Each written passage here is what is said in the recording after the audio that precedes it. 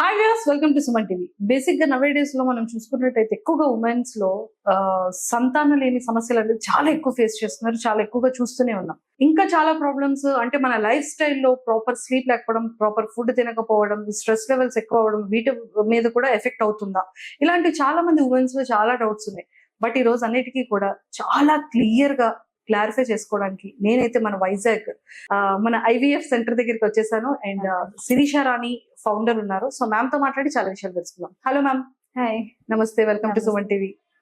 Ma'am, basic గా నవే days చూసుకుంటే women's లో ఈ సంతానం లేని సమస్య అనేది చాలా ఎక్కువైపోతుంది. అవును. అంటే లేట్ మ్యారేజెస్ అవ్వడం వల్ల అలా జరుగుతోందా, లేకపోతే ఏజ్ పెరగడం వల్ల, లేకపోతే ప్రాపర్ ఫుడ్ అనేది చాలా మార్పులు వచ్చేసాయి, దాని వల్ల అసలు మెయిన్ రీజన్స్ ఏంటంటారు? దీనికి చాలా కారణాలు ఉన్నాయి, మల్టిపుల్ రీజన్స్ ఉంటాయి. ఫస్ట్ థింగ్ మీరు అన్నట్టు డిలేడ్ పేరెంట్హుడ్, అంటే పిల్లలు మ్యారేజెస్ లేట్ గా చేసుకుంటున్నారు. రెండోది పిల్లలు ప్లాన్ చేయడం కూడా లేట్ అవుతుంది. అది కెరీర్ అవ్వచ్చు, ఎడ్యుకేషన్ అవ్వచ్చు, అండ్ అంటే పిల్లలు లేట్ గా ప్లాన్ చేసుకోవడానికి ఫైనాన్షియల్ స్టెబిలిటీ అవసరం అనుకోవచ్చు, పర్సనల్ ప్రిఫరెన్స్ కూడా అవ్వచ్చు. వీటిలన్నిటి వల్ల ప్రెగ్నెన్సీ ప్లాన్ చేసుకోవడమే లేట్ గా ప్లాన్ చేసుకుంటున్నారు. దానివల్ల ఏమవుతుందంటే ఏజ్ పెరిగే కొద్దీ ఎగ్స్ అవి తగ్గిపోవడం, క్వాలిటీ తగ్గిపోవడం, ఎస్పెషల్లీ 35 years దాటిన తర్వాత అయితే ఎవ్రీ 3 to 6 months కి డ్రాప్ ఉంటుంది. దానివల్ల ఎగ్స్ నెంబర్ తగ్గిపోవడం, క్వాలిటీ తగ్గిపోవడం, ఒకవేళ ప్రెగ్నెన్సీ వచ్చిన అబార్షన్ తీసుకుండటము, జెనెటికల్ అబ్నార్మల్ ప్రెగ్నెన్సీస్ రావడము, ఇలాంటి వాటికి ఆస్కారం ఉంటుంది. సెకండ్ థింగ్ మీరు అన్నట్టు లైఫ్ స్టైల్ చాలా మారిపోయింది. డైటరీ హ్యాబిట్స్ మారిపోయినాయి, ఎక్సర్సైజ్ ఏమి ఉండట్లేదు, sedentary life style, food habits మారిపోయినాయి. సో వీటిలన్నింటి వల్ల ఒబేసిటీ ఎక్కువైపోతుంది. ఈ ఒబేసిటీ ఎక్కువ అవటం వల్ల ఓవ్యులేషన్ ప్రాబ్లమ్స్ వస్తున్నాయి. సో ఈ ఓవ్యులేషన్ ప్రాబ్లమ్స్ రావటం వల్ల అసలు కరెక్ట్ గా ఎప్పుడు మీట్ అవ్వాలి ఇవన్నీ కూడా ఒక ఐడియా లేకుండా ఉంది. రెండోది ఈవెన్ మేల్ లో కూడా ఒబేసిటీ వల్ల చాలా ఇష్యూస్ వస్తాయి. అండ్ అదర్ థింగ్ ఏంటంటే హెల్త్ ఇష్యూస్ ఒకటి పెరిగిపోతున్నాయి. థైరాయిడ్ అవ్వచ్చు, డయాబెటీస్ కూడా ఎర్లీగా వచ్చేయటం వల్ల ఎగ్ క్వాలిటీలో కానీ స్పర్మ్ క్వాలిటీలో కానీ ప్రాబ్లమ్స్ వచ్చి ప్రెగ్నెన్సీ డిలే అవుతుంది. ఇంకా ఇప్పుడున్న పరిస్థితుల్లో స్ట్రెస్ వల్ల హార్మోనల్ ఇంబ్యాలెన్స్, ఈవెన్ ఓవ్యులేషన్ సరిగా జరగకపోవటం, ఒక్కొక్కసారి ఇలాంటి ఇష్యూస్ అన్ని ఎక్కువ అవుతున్నాయి. మేల్స్ కి వచ్చేసరికి ఈ స్ట్రెస్ వల్ల అంటే సరిగా ఎరెక్టైల్ డిస్ఫంక్షన్స్ కానీ, ఈ టైంకి మీట్ అవ్వకపోవటం కానీ, ఇలాంటి ఇష్యూస్ అన్ని ప్రెగ్నెన్సీ డిలే అవ్వటానికి కారణాలు అవుతున్నాయి. అంటే బోత్ సైడ్స్ ఉంటుంది, both sides, husband and wife. Pregnancy ఇన్ఫర్టిలిటీకి కాజ్ మేల్ లో చాలా మంది, అంటే అంత ముందు ఫీమేలే అనుకుంటారు, కాదు, ఈక్వల్లీ రెస్పాన్సిబుల్. ప్రెగ్నెన్సీ రాకపోవటానికి male factor is like 30 to 40% cause అవుతుంది. ఆ ఫీమేల్ లో వచ్చేసరికి ఓవ్యులేషన్ జరగకపోవడం అనేది అరౌండ్ 20, ఓవ్యులేషన్ డిజార్డర్ అనేది 25 to 30%, ట్యూబ్స్ లో ప్రాబ్లం ఉంటే ఒక 10 to 15%. అసలు కారణం మనం ఐడెంటిఫై చేయలేము, ఒక్కొక్కసారి అన్ఎక్స్ప్లెయిన్డ్ అంటాము. సో అదొక 10 to 15%. ఇలా మేల్ కి కూడా ఈక్వల్ రోల్ ఉంటుంది. సో చాలా మంది లేడీస్ ని పంపించేసి ముందు మీరు టెస్ట్ చేసుకోండి తర్వాత మేము చూద్దాము అంటారు. అట్లా కాదు, ఇద్దరు టెస్టులు చేయించుకున్న తర్వాతే ప్రాబ్లం ఏంటి అన్నది తెలుసుకొని అప్పుడు ట్రీట్మెంట్ ప్లాన్ చేసుకుంటే బెటర్. ఎస్ మ్యామ్, ఎక్కువగా మీ దగ్గరికి వచ్చే పేషెంట్స్ ఎలాంటి ప్రాబ్లమ్స్ తో వస్తుంటారు? మీకు అడిగే క్వశ్చన్స్ ఏముంటాయి? జనరలీ లేడీస్ అయితే ఎక్కువ పిసిఓడి ప్రాబ్లం ఉంటుంది, ఎక్కువ ఒబేసిటీ ఉంటుంది. ఇప్పుడు రోజులో 10 మంది చూస్తే అందులో 2-3కి మేము రోజు వెయిట్ లాస్ చెప్తానే ఉండాల్సి వస్తుంది. వెయిట్ లాస్ ప్రోగ్రామ్, ఇది ఏం డైట్ తినాలి, ఇలాంటివన్నీ అడ్వైస్ చేయాల్సి వస్తుంది. ఇంకొక ఇంపార్టెంట్ థింగ్ ఏంటంటే ఎగ్స్ తగ్గిపోవటం. చాలా మందికి ఎగ్స్ అన్నది మామూలుగా అయితే 35 years తర్వాత తగ్గుతా ఉంటాయి. ఇప్పుడున్న పరిస్థితుల్లో ఈవెన్ 25-30 ఏజ్ గ్రూప్ లో కూడా ఎగ్స్ తగ్గిపోతా ఉన్నాయి. సో దానికి మల్టిపుల్ రీజన్స్ ఉండొచ్చు, బట్ ట్రీట్మెంట్ కి వచ్చేసరికి ఎర్లీగా ప్రెగ్నెన్సీ ప్లాన్ చేసుకోవాలి. చాలా మంది ఈ కెరీర్ వలన కొంచెం లేట్ గా ప్లాన్ చేసుకోవడం వల్ల ఈ ఎగ్స్ తగ్గిపోవడం, నెంబర్ తగ్గిపోవడం, క్వాలిటీ తగ్గిపోవడం, ఇది రెగ్యులర్ గా జరిగేదే 35 తర్వాత. కానీ అన్ఎక్స్ప్లెయిన్డ్ గా ముందే చాలా మందిలో ఎగ్స్ తగ్గిపోతా ఉన్నాయి. అది లైఫ్ స్టైల్ అవ్వచ్చు, ఎన్విరాన్మెంటల్, ఇప్పుడు ఈ పొల్యూషన్, టాక్సిన్స్, మనం తిన్న ఈ ఫుడ్ లో పెస్టిసైడ్స్, రకరకాల జెనెటిక్ కారణాలు రకరకాలు ఉండొచ్చు. సో ఎగ్స్ తగ్గిపోవడం అనేది కూడా చాలా ఫ్రీక్వెంట్ గా చూస్తా ఉన్నాము. సో ఇది ఎక్కువగా ఫేస్ చేస్తాం. ఇప్పుడు దీనికి ప్రాసెస్ ఏంటి మ్యామ్? అంటే ఇప్పుడు ప్రాపర్ గా ప్రెగ్నెన్సీ రాలేని వాళ్ళకి ప్రెగ్నెన్సీ రావాలి అంటే ఎలాంటి సర్వీసెస్ అంటే లైక్ ఏ ఎలాంటి treatments ఉంటాయి? ట్రీట్మెంట్స్ ఉన్నాయి? సో ఈ ట్రీట్మెంట్ కి వచ్చేసరికి అందరికి ఐవీఎఫ్ అవసరం ఉండదు, ఫస్ట్ థింగ్.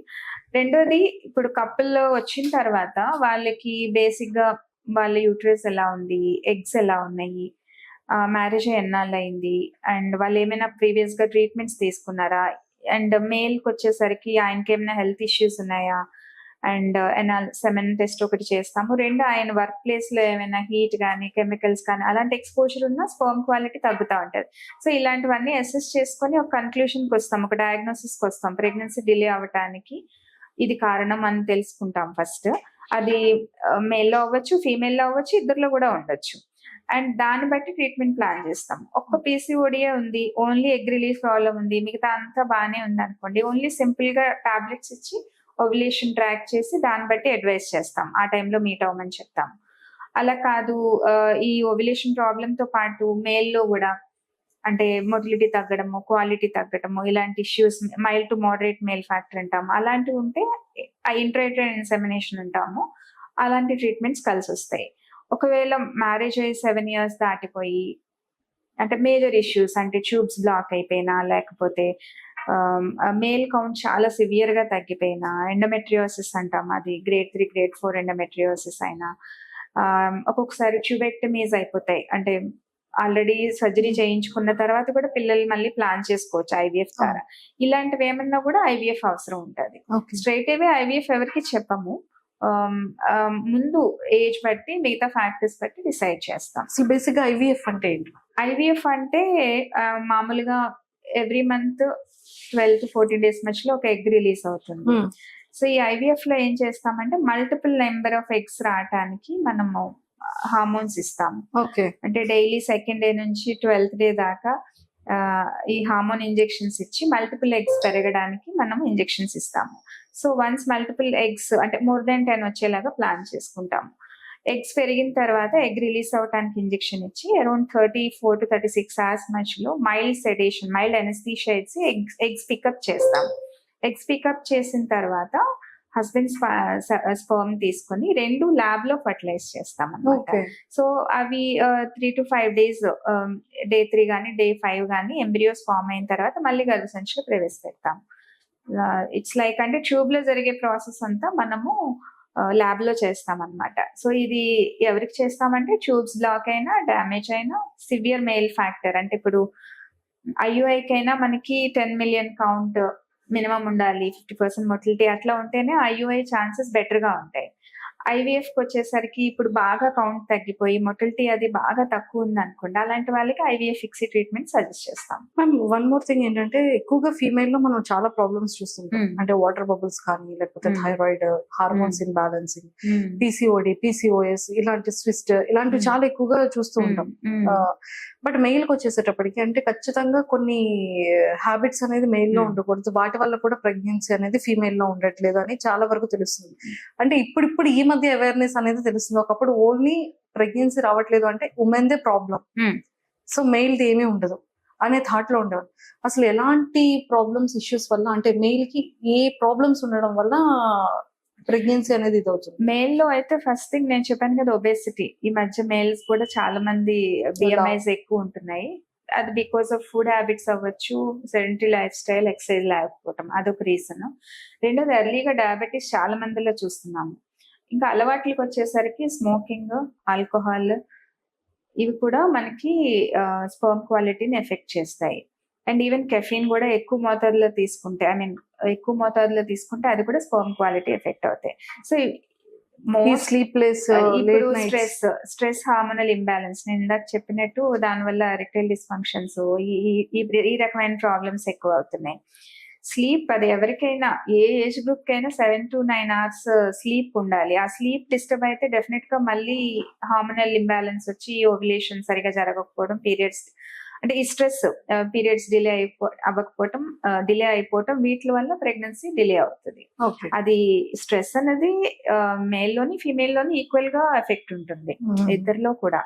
అండ్ ఈ డైటరీ హ్యాబిట్స్ అంటే మామూలుగా దీనికి సొల్యూషన్ ఏంటంటే బ్యాలెన్స్ డైట్, అంటే డైట్ జాగ్రత్తగా తీసుకోవటం, అంటే లో కార్బ్స్ అండ్ హై ప్రోటీన్ ఉండేలాగా, హోల్ గ్రెయిన్స్, అంటే ఇట్లా హెల్దీ ఫుడ్ అంటే హెల్దీ ఫ్యాట్స్ అట్లాగా ఫుడ్ లో అన్ని బ్యాలెన్స్ ఉండేటట్టు చూసుకోవాలి. అది మేల్ అవ్వచ్చు, ఫీమేల్ అవ్వచ్చు. డయాబెటీస్ ఉందనుకోండి, ఇద్దరిలోనే ఎఫెక్ట్ అవుతుంది. అంటే ఎగ్ క్వాలిటీ ఎఫెక్ట్ అవుతుంది, స్పర్మ్ క్వాలిటీ కూడా ఎఫెక్ట్ అవుతుంది. సో అట్లా ఏదైనా ఎర్లీగా ఎవరికైనా డయాబెటీస్ వచ్చి పిల్లల కోసం ప్లాన్ చేయడానికి వస్తే జనరల్లీ డయాబెటీస్ కంట్రోల్ చేసాకే చేస్తాం. దానికైనా కూడా again exercise, life style modification ఖచ్చితంగా అవసరం యాక్చువల్లీ. మేము ఇప్పుడు చాలా మందిలో ఏంటంటే కొంతమంది డాక్టర్స్ చెప్తారు అసలు పిల్లలు పుట్టడానికి ఛాన్సెస్ లేవు, ఇంకా చాలా ప్రాబ్లం అంటారు. అంటే ఎలాంటి ప్రాబ్లం ఫేస్ చేసే వాళ్ళకి పిల్లలు పుట్టే ఛాన్సెస్ ఉంది? అంటే అసలు లేకపోవడం అన్న పాసిబిలిటీ చాలా తక్కువ. ఎందుకంటే ఇప్పుడు టెక్నాలజీ బాగా అడ్వాన్స్ అయింది. సో ఇప్పుడు ఐవీఎఫ్ ఈవెన్ ట్యూబ్స్ బ్లాక్ అయిపోయినా, లేకపోతే ఈవెన్ మేల్ కౌంట్ చాలా తక్కువ ఉన్నా మన ఐవీఎఫ్ ఫిక్సీ పద్ధతి ద్వారా మనము ట్రీట్మెంట్ చేసుకోవచ్చు. ఈవెన్ కొంతమంది మేల్స్ లో అసలు స్పర్మ్ కౌంట్ అసలు ఉండదు. అలాంటి వాళ్ళకి కూడా మనం టెస్టిస్ లోంచి స్పర్మ్ ఆస్పిరేట్ చేసి మళ్ళీ ఐవీఎఫ్ చేసి పిల్లలు కలిగేలా చేయొచ్చు. సో చాలా తక్కువ సార్లు అంటే రిపీటెడ్ గా ఐవీఎఫ్ చేసిన అవ్వకపోవటం అండ్ గర్భసంచి అన్నది అంటే చాలా ఈ ప్రీవియస్ ఇన్ఫెక్షన్స్ వల్ల బాగా అతుకులైపోయి అట్లాంటి సందర్భాల్లో అంటే చాలా తక్కువ పాసిబిలిటీ. అట్లాంటి వాళ్ళకి అంటే న్యాచురల్ గా ప్రెగ్నెన్సీ రావటం కానీ ఐవీఎఫ్ ద్వారా రావటం కానీ కష్టం అవుతుంది. అప్పుడు కూడా ఆప్షన్స్ ఉంటాయి. అంటే ఇప్పుడు పూర్తిగా ఎగ్స్ తగ్గిపోయినాయి అనుకోండి, అప్పుడు మనం ఎగ్ డొనేషన్ అట్లాంటి ట్రీట్మెంట్స్ చేసుకోవచ్చు. ఇంకొకటి విన్నాను ఏంటి అంటే ఎగ్స్ అనేది సేవ్ కూడా చేసుకోవచ్చు అంట కదా, అది ప్రాసెస్ ఏంటి మ్యామ్ అసలు? ఇప్పుడు మనం ఇందాక అనుకున్నట్టుగా ఇప్పుడు డిలేడ్ పేరెంట్హుడ్ అంటున్నాం, అదే మెయిన్ రీజన్ అసలు ఇన్ఫర్టిలిటీకి. అంటే ఏజ్ అవుతున్నా కూడా ఎవరు అంటే జాగ్రత్తలు తీసుకోక అంటే ప్రెగ్నెన్సీ డిలే చేసుకోవటం వల్ల ఈ ఇబ్బందులన్నీ వస్తాయి. సో అలాంటి వాళ్ళకి ఏంటంటే ప్రెగ్నెన్సీ డిలే చేసుకోవటంలో తప్పేం లేదు. కాకపోతే సపోజ్ ఇప్పుడు ఒక 2-3 years డిలే చేద్దాం అనుకున్నారు, ఏజ్ 35 అలా క్రాస్ అయిపోతుంది అనుకోండి, అలాంటి వాళ్ళు ఫర్టిలిటీ స్పెషలిస్ట్ ని సంప్రదిస్తే వాళ్ళు అసలు మీకు ఎన్ని ఎగ్స్ ఉన్నాయి, అసలు పాసిబిలిటీ ఏంటి, మీరు ఇంకో 1 year 2 years డిలే చేసినా ఇబ్బంది ఉండదా, అలాంటి కౌన్సిలింగ్ మీరు తీసుకోవచ్చు. ఒకవేళ ఏదైనా AMH లెవెల్స్ అంటాము, అది ఎగ్ నెంబర్ మనకి తెలుస్తుంది. ఆ AMH లెవెల్స్ కానీ తక్కువ ఉంటే ఎర్లీ ప్రెగ్నెన్సీ ప్లాన్ చేసుకోమని చెప్తాం. ఒకవేళ వీలు కాదు, మీరు కెరీర్ పరంగా పోస్ట్పోన్ చేద్దాం అనుకున్నారనుకోండి, డెఫినెట్ గా మీరు ఎగ్స్ ఫ్రీజ్ చేసుకోవచ్చు. మ్యారేజ్ అయిన వాళ్ళైతే ఎంబ్రియో కూడా ఫ్రీజ్ చేసుకోవచ్చు. ఇప్పుడు సపోజ్ అసలు మ్యారేజ్ అవ్వని వాళ్ళు కూడా ఎగ్స్ ఫ్రీజ్ చేసుకోవచ్చు. అంటే ఇప్పుడు మీరు 5 years పోస్ట్పోన్ చేసుకుందాం అనుకున్నారనుకోండి, సో ఎగ్స్ ఫ్రీజ్ చేసుకుని మీరు 5 years తర్వాత ఆ ట్రీట్మెంట్ చేసుకోవచ్చు. అండ్ మ్యారేజ్ అయ్యే వాళ్ళు కూడా పోస్ట్పోన్ చేసుకుందాం అనుకున్నారనుకోండి, వాళ్ళు ఎంబ్రియోస్ ఇందాక చెప్పిన ఐవీఎఫ్ పద్ధతి ద్వారా ఎంబ్రియోస్ ప్రిపేర్ చేసుకుని ఎన్నాళ్ళైనా ఫ్రీజ్ చేసుకోవచ్చు. అలా అని 50s లో 45s లో చేసుకోమని కాదు, కొంత పీరియడ్ అయితే డెఫినెట్ గా మనం 3 to 5 years అయితే పోస్ట్పోన్ చేసుకోవచ్చు. అట్లా ఫ్రీజింగ్ ఏం లిమిట్ ఉండదు. మనం ఎంత కాలమైనా ఎంబ్రియోస్ కానీ ఎగ్స్ కానీ ఫ్రీజ్ చేయొచ్చు, మనకు కావాల్సినంత కాలం ఫ్రీజ్ చేసుకోవచ్చు. బట్ చూసుకొని ఇప్పుడు ఏజ్ అడ్వాన్స్ అయ్యే కొద్ది మిగతా ప్రాబ్లమ్స్ పెరిగిపోతాయి, డయాబెటీస్, హైపర్ టెన్షన్, మళ్ళీ అది ప్రెగ్నెన్సీ కాంప్లికేషన్ అవుతుంది. అట్లా కాకుండా ఫ్రీజింగ్ అయితే డెఫినెట్ గా చేసుకోవచ్చు, సోషల్ ఫ్రీజింగ్ అన్నది. ఒక 2-3 years అట్లా పోస్ట్పోన్ చేసుకుని అప్పుడు మళ్ళీ ప్లాన్ చేసుకోవచ్చు. Super ma'am. అంటే మీరు మీ సెంటర్ లో, మీ ఐవీఎఫ్ సెంటర్ లో మీరు ఇచ్చే ట్రీట్మెంట్స్ ఏంటి? ఇక్కడ మనకి ఓవరాల్ గా ఏపీ తెలంగాణలో 8 centers ఉన్నాయి. సో అన్ని సెంటర్స్ లోనే ఐవీఎఫ్ ట్రీట్మెంట్స్, అంటే ఓన్లీ ఐవీఎఫ్ అనే కాదు, ఈవెన్ అందరికి ఐవీఎఫ్ అవసరం ఉంటుంది. నేను ఇందాక చెప్పినట్టు సింపుల్ ఓవ్యులేషన్ ఇండక్షన్ కానీ, IUI కానీ, ఐవీఎఫ్ కానీ, ఈ పద్ధతులన్నీ అన్ని సెంటర్స్ లోనే అవైలబుల్ గా ఉన్నాయి. సో మనము ఇందాక చాలా ఇష్యూస్ మన లైఫ్ స్టైల్, స్ట్రెస్ ఇవన్నీ డీల్ చేస్తున్నాం కాబట్టి మాకున్న సెంటర్ అడ్వాంటేజ్ ఏంటంటే we have our own nutritionist. ఇప్పుడు చాలా మంది PCO తోని, ఒబేసిటీ తోని మేల్ ఫీమేల్ ఇద్దరు వస్తా ఉంటారు. సో వాళ్ళకి మేమే అంటే హోలిస్టిక్ అప్రోచ్, అంటే ఓన్లీ ఫర్టిలిటీకి వస్తే ఆ మందులు అవి ఇవ్వటం కాకుండా లైఫ్ స్టైల్ ఎలా మోడిఫై చేసుకోవాలి, డైట్ ఎలా చేసుకోవాలి, ఎక్సర్సైజ్, ఈవెన్ యోగా, ఇలాంటివి కూడా మేము ఇన్స్ట్రక్ట్ చేస్తా ఉంటాం అన్నమాట. ఎక్సలెంట్. వన్ మోర్ థింగ్ ఏంటంటే చాలా మందికి ఇప్పుడు నవేడేస్ లో అబార్షన్స్ 2 months కి, 3 months కి, 4 months కి అయిపోతుంది. అసలు ఈ అబార్షన్ అనేది ఎందుకు జరుగుతుందంట? అంటే ఈ అబార్షన్ అవ్వడానికి కూడా రకరకాల కారణాలు ఉండొచ్చు. అంటే ఇప్పుడు ఈవెన్ నార్మల్ గా కూడా ఎవ్రీ లేడీ ఏదో ఒక టైంలో అది ఐడెంటిఫై చేసినా చెప్పకపోయినా లైఫ్ లో ఏదో టైంలో ఆ ప్రాబ్లం వచ్చి ఉండొచ్చు. సో అది జెనెటిక్ గా అబ్నార్మల్ గా ఎంబ్రియో ఫామ్ అయినప్పుడు బై నేచర్ సెలెక్షన్ ఒక్కొక్కసారి అబార్షన్ అయిపోతా ఉంటది.